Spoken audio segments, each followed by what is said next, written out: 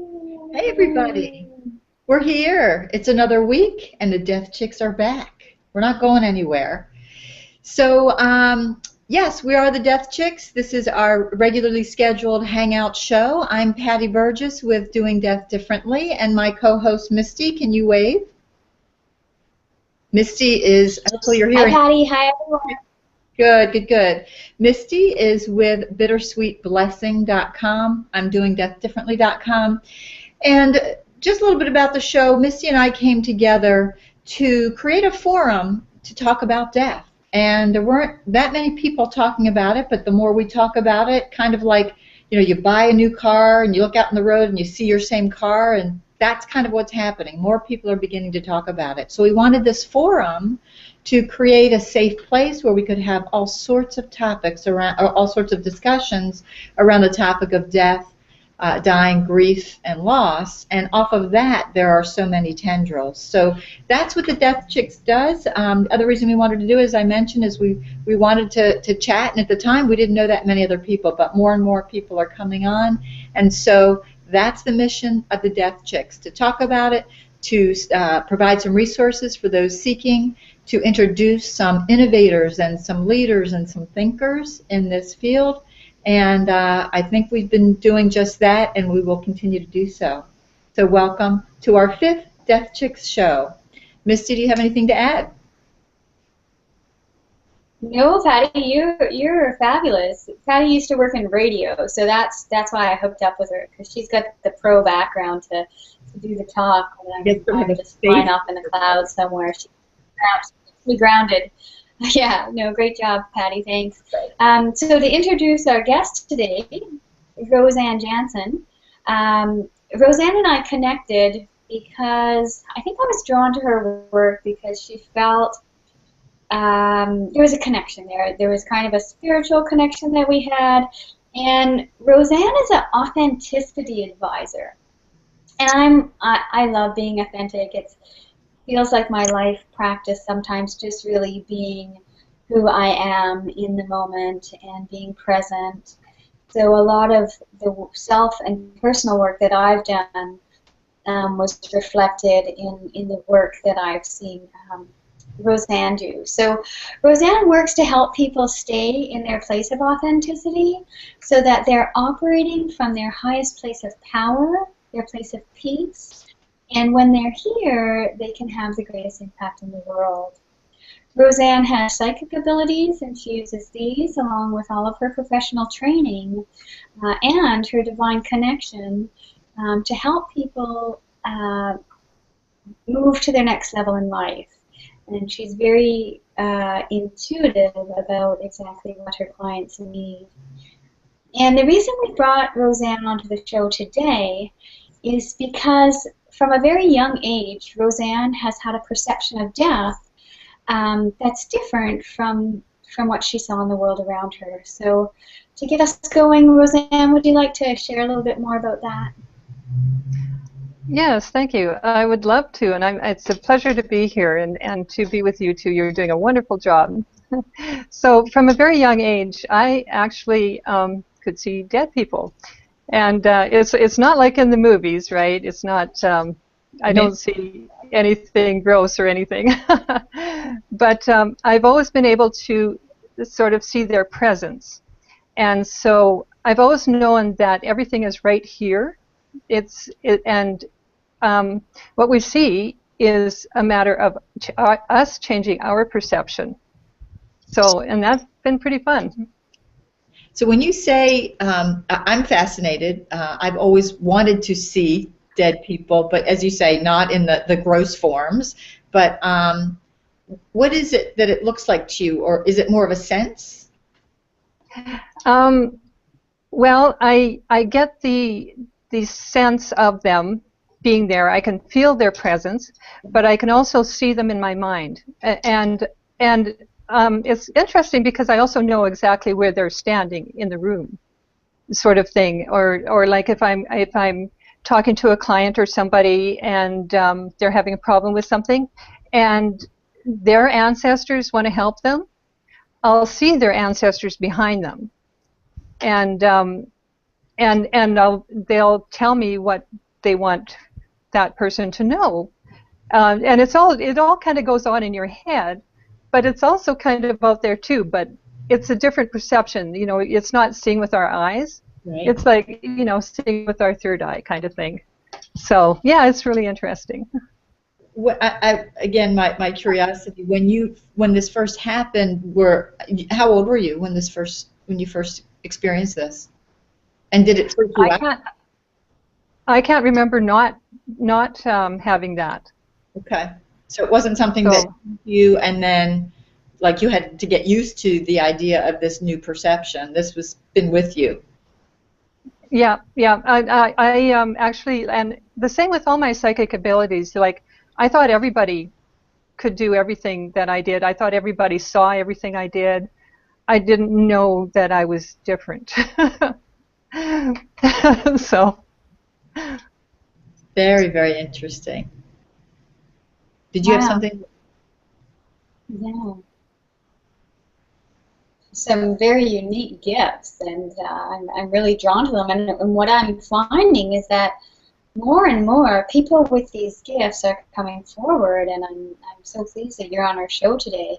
But it really seems that, I've said this before, but the veils between the worlds are thinning, and we are, as a society, as a people, that I don't think it's a race, but we're opening to this seeing what we can't see with the eyes, and that those greater levels of perception that I quite firmly believe now we're capable of experiencing as human beings. I'd be curious to see if our listeners have any questions about this. There's a bunch of questions racing around for me, but I guess the biggest is, do these people ever send you messages, or is there any kind of communication between you other than you noticing their presence, and I'm getting the sense that you also notice that they're there to support, so they're appearing in a supportive way. Can you speak to that a bit? Yes. If there is something that they want to tell the person that I'm communicating with, helping, trying to help a client or, something, they tell me what they want to say. And it's not directly like us talking. It's more like all of a sudden I'll be aware of what they want me to tell her or to tell that person. So that's really pretty cool. I think in the past, there's been so much fear around psychic abilities, and it's been like taboo. But the truth is, we all have these abilities. We are all capable of doing all this stuff, and we're just at various levels of being aware of it and of using it. So it's not, I'm different, but I'm not. Like we all have these abilities. You mentioned in your bio, RoseAnn, that you first started using this when you're working in like the corporate world. That's a real interesting juxtaposition between the corporate world and the psychic abilities. So how did you start using them there, and how did you integrate that? I'm sure there's lots more questions to come, but did people even know that you were using these abilities, or was it just helping you along your path within that environment? Well, it was sort of just integrated into me. Like I paid more attention to my intuition.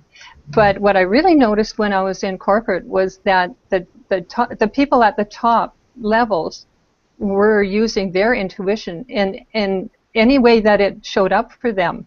Like there was one guy who was an arbitrageur, and every time his leg hurt, he would sell stocks. He knew that was his intuition telling him it was time to sell a stock.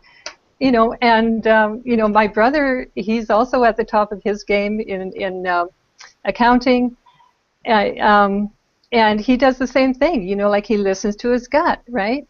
And the top people, they're used to doing that. They paid attention, and so for me, it really, I really started using it when I went out of corporate and into fine arts. And then I would actually hear a voice quite loudly in my head saying, you know, like if I was going to tweak something more or put a little bit more paint or something, it would actually say, don't do it. And of course I didn't listen, right? I'd be going, ooh, I'll do more. And I'd hear it again, don't do it. And I just kept hearing it louder and louder until I actually started listening all the time. And you know, that voice was right 100% of the time, no matter what. And if I ignored it, I messed things up. And it's the same today. I just go with divine guidance, because if I try to override that with my ego or whatever, I just messed it up. So I listen. That's wonderful. That's great. I need to practice that more, very frankly, I have to admit, because I think that there's no doubt that we all have intuitions, and those bigger hits of intuition that seem like just there versus, how can I say, some seem to show up a lot more boldly than other ones. Some are sort of that soft, you know, still voice within. And I think it's all very important. I just think that I need to learn a little bit more about those subtler messages.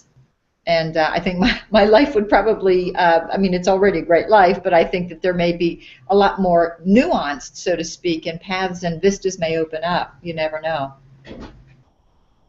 Oh, absolutely. You know, the more you align with your authentic divine self and listen to the divine in you, the greater everything becomes. It's really quite amazing at the transformation that happens in your life. That's wonderful. I just want to, my comment tracker's not working. I'm not sure if yours is, Patty, but we do have a question from a viewer, Missy J. And she first asked if you were a medium, and then she asked, what's the difference between a psychic and a medium? And I'd like to hear what you have to say, RoseAnn.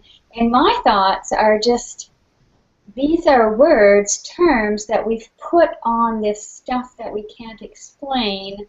And yeah, that's about as far as I go with it. So I'd love to hear your thoughts on this. Thanks for the question, Missy.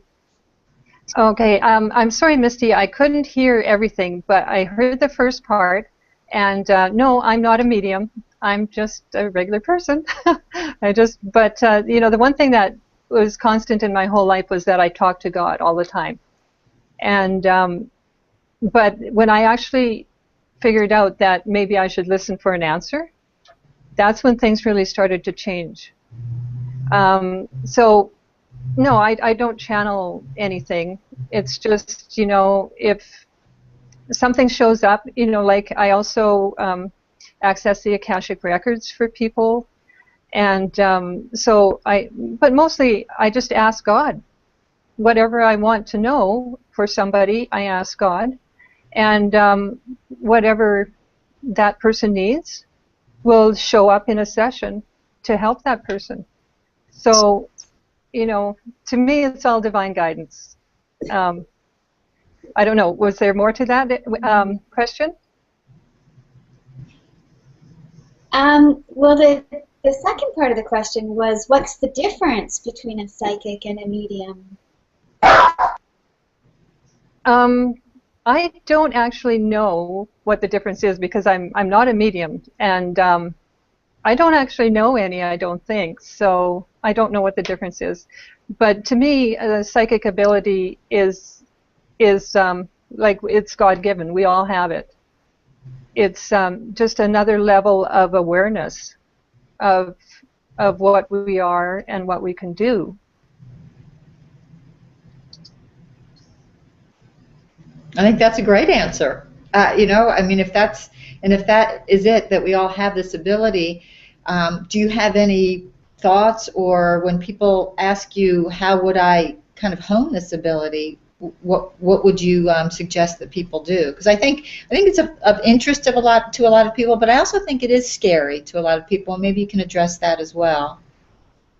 Yeah, you know, we've been taught to be scared of it. But, you know, the more I trusted God and connected to God, the less scared I was. because I truly believe that it is divine guidance, and that the more you align with that, the less fear there is, because you become aware of who you are. So, of course, my favorite way of people doing that is take my program, right? But you just do that by connecting to God and listening and paying attention, and not passing off things that you see. Like I also see angels and archangels and stuff, and they show up for me as like an orb of light. Maybe like Archangel Michael is usually a blue diamond kind of light. And so if you see stuff like that, you kind of pass it off, right? As, oh, I didn't really see that, or that must have been a reflection of something. But if you actually start paying attention to that kind of stuff in your life, you will raise yourself and your awareness. And the more you pay attention, the more you'll see. And honestly, none of it is scary, because if you know that you are the Son of God, or all is one, it's the same thing, then you know that any scary stuff that's out there has to listen to you. You have dominion over them. So if you don't like what's showing up for you, you just tell them to leave, and they have to leave, right? That makes sense to me. It does, but I'm not sure. You never know. I think listeners or viewers may be at very different levels, from faith-based scenarios to no faith-based scenarios. So how would you address, folks that are maybe newer to this, or maybe don't have a faith connection? I mean, you mentioned God, could be universe, could be whatever one's understanding of God is, I suppose. But is there something around that you can help flesh out for those folks? Well, really, you have to start with at whatever level you're at, right? Wherever you're at, you start there. So if you believe there is nothing else, then you have to believe in yourself, right? You have to trust your own inner voice telling you what to do, because there's nothing else, right? So that's a level of faith right there. Okay, that's well put. And if you don't believe in God, and because of all the connections with religion and that sort of thing, and I have to tell you that I don't follow a religion. I was raised Roman Catholic, but I consider myself spiritual. Like, I've never sort of connected to churches, right, and religions. And so you can, all the source, divine, all that is, and God, it's all the same thing. Mm-hmm. It's something else. It's the creator, the ultimate. And so no matter what you call it, it's the same thing. So you're already there, like you're already at a new spiritual level, right? Absolutely. You also mentioned Akashic Records. Can you explain? I've actually had an Akashic Record reading at one point. Very, very interesting. And it was rather impactful. Can you share with folks who might not know what the Akashic Records are? Well, the Akashic Records are the record of everything that was, is, or has been, or will be. What God has shown me that it is, it's like in the Bible there's the book of life and there's the book of death. And the Akashic Records are actually the in-between. They're how we got to those two different places. To me, apparently I'm a lord of the Akashic Records. That was a surprise to me. And I connect to them really quickly and easily. And is it so it's personal information? In other words, It was described once to me kind of like the big file cabinet in the sky of everything that has occurred and will occur. I don't know if that's accurate or not, but it helped me kind of have a concept of what this might be of value. What I actually see it is like old libraries, like a great big halls with but with it's kind of like filing cabinets in it, but also with presences of beings, right, who aren't on this earth right now, and like access for individual people and for myself and for humanity as a whole. And so whenever I go for each of those, it's like I'm going to a different place within the Akashic Records. Like it actually feels like I'm in a different location. And the one for humanity is actually really interesting because it's so big and expansive. It's kind of really cool to be there. So yeah, it's really interesting stuff. Amazing. I had an Akashic record reading done, and it was really enlightening for me. It confirmed a lot of what I'd sensed intuitively. I could go on. I'd love to interview you just about this, but I would like to move into choosing when we leave, the topic for our show. And I think I'd like to have you back, RoseAnn. I know you have another commitment, so you can't stay long today. But can you talk a little bit about the whole idea of choosing when we leave? I'd love to. That's a really interesting topic for me because it's shown up so many times in my life. When I was young, I remember reading books about Native Americans, and that they would actually choose, like, okay, it's time to go, and they would leave. And in my own life, my dad, he died when he was 56, had a heart attack, but in retrospect, he knew exactly when he was going.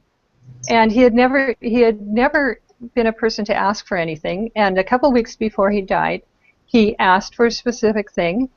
And then I wasn't with him when he died, but my mom was. And she said he was just antsy. They were going dancing. And he was just antsy to go dancing. He couldn't wait. And she said, like he was never like that. And so they were having a great time, and boom, that was it. That also happened to one of my uncles. My cousin told me about it. She said she was sure her dad knew. And I remember reading Deepak Chopra. We all know who he is, right? That his dad did that. He contacted everybody. He said goodbye to everybody, and he just left. And an interesting story too is that my husband has a horse. When he was first learning to ride, they have lesson horses, right? And so he had this old lesson horse, and then one day when he went for riding, he was told that she had died, and they told my husband that horse let herself out of her stall. She went around and said goodbye to every horse in the stable, came into the arena, said goodbye to all the people and the horses there, went back to her stall, and left. Now, how amazing is that, right? I mean, and to me, that feels so right, that we actually choose. And I also think that, we're here for a purpose,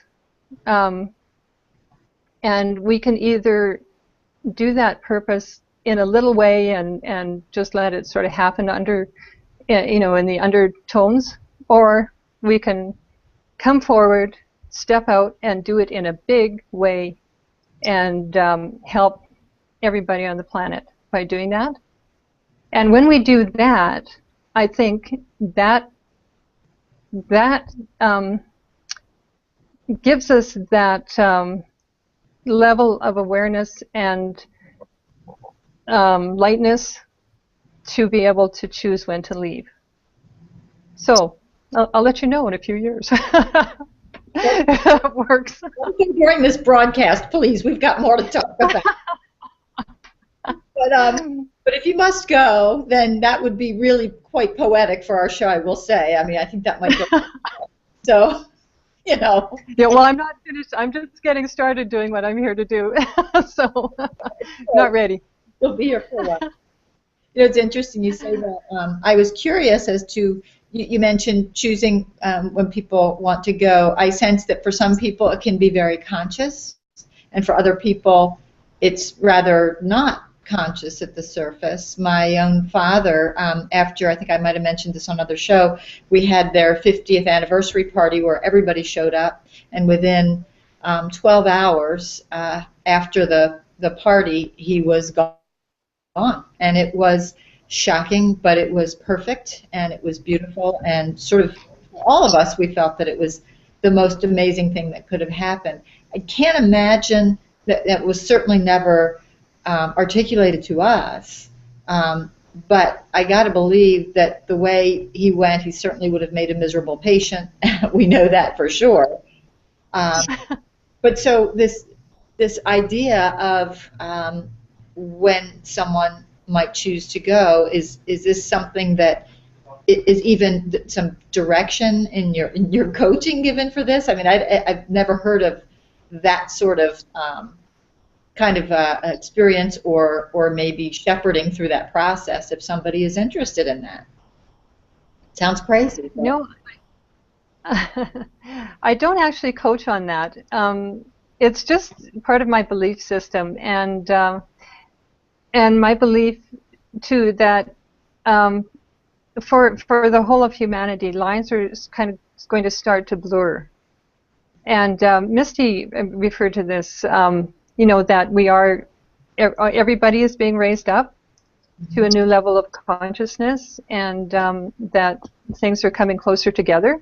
And I think that's part of it, is that the same as I can see dead people. You know, that whole idea that everything is here. We just don't see it all, right? So it's just a level of just changing our perception. So nice. I'm watching the time because I know you have a commitment, but I'm hoping we have 5 or 10 more minutes. And one thing I'm wondering is do you have if you were to offer our listeners the insight to help them, what insight would you like to offer them? A big one for me is forgiveness. You know, we will say we forgive people and we'll forgive a person, but it actually goes farther than that. You know, like when you forgive the person, you have to forgive yourself because you participated in it. You may have even created it. And you also, and this is a level that people don't seem to go to, is that you forgive the bystanders of whatever event or whatever it is, the situation that you're forgiving. Because that kind of, for some reason, that releases things in you. Because I think it's because we have the perception that somebody should have helped us. Somebody should have come to our rescue. And so we have to forgive everyone around that. And that's really a big, big thing. Forgiveness and just ditching guilt. Guilt has no place on earth. I would just like to banish that. And that, of course, that's, you know, we're the only ones who can do guilt. You know, we think, oh, you know, like, let's say our mom makes us feel guilty about something, but nobody can make you feel guilty. It's only you, right? So if you get rid of that, you're miles ahead already. That guilt and worry. If it were productive, we then should all be doing it. And we're doing it anyway, and it's not productive. So I'm with you on that. I'm with you on that. RoseAnn, you shared with us that you're giving our listeners a free course that's valued at, what is it, $297, called Making a Bigger Impact in the World Right Now. Can you tell us a little bit about that and how to access it and what people will be getting out of that if they choose to take advantage of that? Okay. Yes, the course itself is about making a bigger impact, but that really is about authenticity, right? About being your authentic divine self, and that's actually how the course starts, right? Is you meet your authentic divine self, and so once you know who you are, then you can start bringing your life into alignment with your real self, right?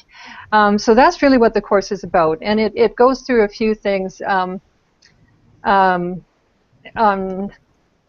to pray, on guilt and judgment and making decisions, and that's partly where the bigger impact comes from, and on intuition and how to recognize your intuition. So the course is like that all seems like simple, but when you actually do it, it's really transformative. And to access that course, I believe I gave you the link, Misty. And if you don't have the link, you can go to my website, revealyourlife.com. And on the landing page there, if you sign up, you will receive the course there too.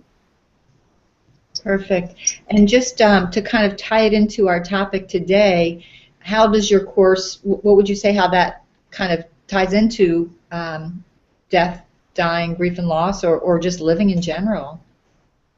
Well, once you connect to your authentic divine self and you actually see and feel what you really are, like that just takes that barrier away.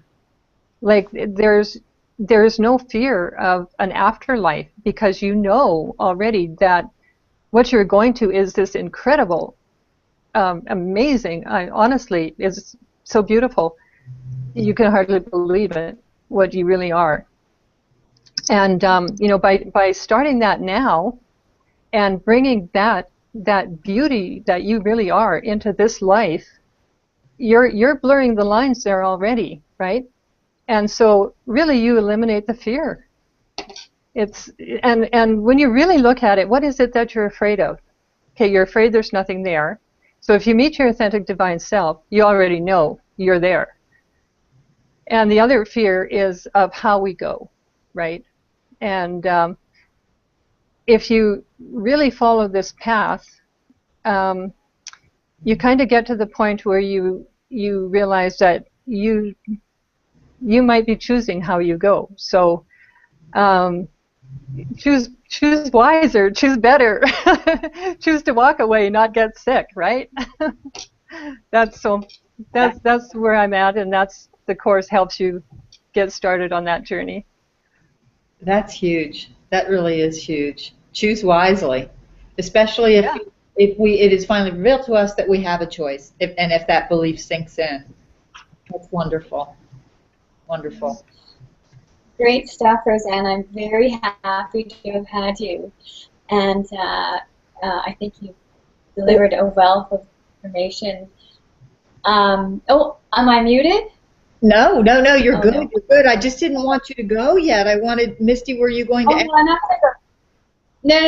No, but I saw you. Yeah. So what I just wanted to say, before, right at the beginning of the show, but in the green room, before everyone joined us, RoseAnn said that she did this thing on Patty and I where she, I don't know if it was like accessing our Akashic records or seeing what our divine self looked like. I think that's what it was. And she was able to share it with me, and then we had technical difficulties, and I was bumped off. So we didn't hear what Patty's divine self looked like, and I would love to hear about this if you care to share, if you have time. Okay, yeah, I'd love to. What I do is I just connect and ask the divine to show me what Patty's real, authentic divine self looked like. And she is deep blue violet crystals, and some of those crystals are very large, and some are tinged with green, And so the size of the crystals tells me that, Patty, you're an older soul. Okay. And the color means that you are about deep love and honesty, and that leads into healing. I think that's good. I like the look of that. That's a good look, isn't it? It's a good look for me. Oh, it is. Violet, You're pretty amazing. black. Yeah. Very nice. I'm liking that. I'm going to go check that out myself, see if I can see what I look like with that divine sort of sprinkles on me. How about that? Awesome. Yes, absolutely. And that also tells me that that deep love and honesty that leads to healing, that you've been doing that all your life. That's been the undercurrent of your life. Wow. And so when you bring that out fully, then you'll really blossom. Like, that will just light you up. Wow. Well, watch out, my other death chickie. Here comes some deep love and honesty your way. That's why I love you, Patty. All right. Oh, it's been wonderful, RoseAnn, to have you. It's been an absolute pleasure to be here. Thank you for inviting me. Thank you so much. Any other comments or anything that as you wrap up and say goodbye to RoseAnn? And I do want to just mention her website one more time, revealyourlife.com, and she is giving away that free course valued at $297 called Make a Bigger Impact in the World Right Now. And I think we all want to do that. We all want to live our authentic selves and make that impact. Thanks again, RoseAnn. Misty? Thank you. Yeah. Bye. Yeah, it's been a great pleasure. Before we go, RoseAnn, if you have to go to your next meeting, feel free to just press the red button. It's been absolutely wonderful. Patty, would you like to share a little bit about our upcoming guest for next week? Yes, I'm very, very excited. We have Julie Nuremberg and Vicki Brewster, who have co-authored a book. I'm not exactly sure what the title is. They have just recently signed on with a publisher, but it's about death stories. And why I'm very interested is because I think stories really add a lot of value and a lot of color to our lives. And there's nothing like a good story to really kind of get into the feeling, the essence, the place from where that person is that the story is about. And with that, I think we can convey, when it's around the topic of death, there's ways that we can bring death into the mainstream that perhaps is a little softer, a little safer, a little bit more comfortable, and making it a little bit more willing for people to explore, because some of these stories are so heartfelt, and they so connect us, and connect us to the places, I believe, that RoseAnn, you were talking about today. The places that we all want to get to, but we've got fears and we've got lots of things that are stopping us. So when Julie and Vicki join us, then we're going to learn a lot about what their experience is, and they're going to share with us a lot of these great death stories, I'm sure. So that's next week, Thursday at 3. Great. Thanks, everyone. Right. We're the Death Chicks, Misty, and we hope to see you next week. Share the word. Blessings. All right. Take care. Bye. Bye.